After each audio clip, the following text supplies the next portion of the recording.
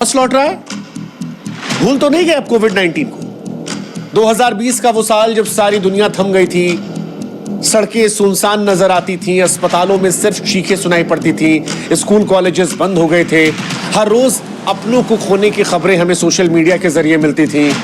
वो परेशानी, अनिश्चितता का दौर, वो खौफ जिसने हमें ऐसा जख्म दिया था जो हमें लग रहा था शायद हम कभी भूलेंगे नहीं। लेकिन फिर वैक्सीन आई, जिंदगी पटरी पर लौटी और धीरे धीरे हम उस दर्द से आगे बढ़ने लगे थे। आज शायद वो खौफ हमें महसूस नहीं होता, लेकिन वो खौफ क्या फिर से लौट रहा है?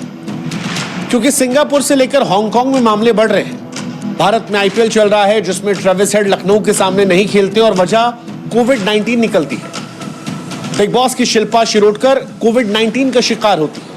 हरभजन सिंह ने कुछ घंटे पहले कोविड-19 को लेकर सतर्क रहने की अपील की है। और जब ये सारे सेलिब्रिटीज को लेकर कोविड की खबरें आ रही हैं, तो क्या ये संकेत दे रही हैं कि कहीं वापस वो डरावना दौर आ तो नहीं जाएगा? वो दौर जहां पर लॉकडाउन था, हमारे चेहरे पर मास्क था, दिन भर हम सैनिटाइजर का इस्तेमाल करते थे, क्या ये सब फिर से हमारी जिंदगी का हिस्सा बन जाएगा? क्या कोविड वाकई में वापस लौट रहा है? अगर ये सवाल आपके मन में अब उठ रहा है तो इसका जवाब है हाँ। कोविड-19 एक बार फिर से सिर उठा रहा है और ये चुपके चुपके नहीं आ रहा, बड़ी तेजी से फैल रहा है। एशिया के कई देश हैं जिसमें सिंगापुर, हांगकांग, चीन, थाईलैंड एक नई लहर की चपेट में है। सिंगापुर में मई के पहले हफ्ते में हजारों मामले दर्ज किए गए, जो पिछले हफ्तों से कहीं ज्यादा थे। हांगकांग की बात करेंगे तो वहां पर भी मामले बढ़ते जा रहे हैं। भारत में भी स्थिति चिंताजनक हो रही है। 19 मई 2025 को जब हमने डेटा निकाला तो 257 एक्टिव मामले थे। हालांकि हम चाहते हैं कि आप भी हमारी एक मदद करें, हमारे व्हाट्सएप चैनल से जुड़े। लिंक हमने डिस्क्रिप्शन में और कमेंट सेक्शन में पिन कर रखा है। आप जुड़ेंगे तो इससे हमारी ताकत बढ़ेगी और आप तक जल्दी हमारे वीडियोस पहुंचेंगे। पिछले हफ्ते 164 नए मामले सामने आए हैं जो दर्शा रहे हैं कि कोविड वायरस एक बार फिर से तेजी से पैर पसार रहा है और इसी वजह से सोशल मीडिया पर अब कोविड की चर्चाएं तेज हो गई हैं। बहुत सारे लोगों को लगता है कि सिंगापुर और हांगकांग में जो स्थिति है वो भारत के लिए आगे आने वाले समय में परेशानियां बढ़ाएगी। वैसे भी कोविड, अगर आपको याद हो, तो वो गर्मियों में ज्यादा बढ़ा था। 2-3 साल जब हम परेशान थे, जून जुलाई हम परेशान हो गए थे। और क्या इस बार भी जून जुलाई में कोविड परेशान करेगा? क्या कोविड के मामले भारत में बढ़ेंगे?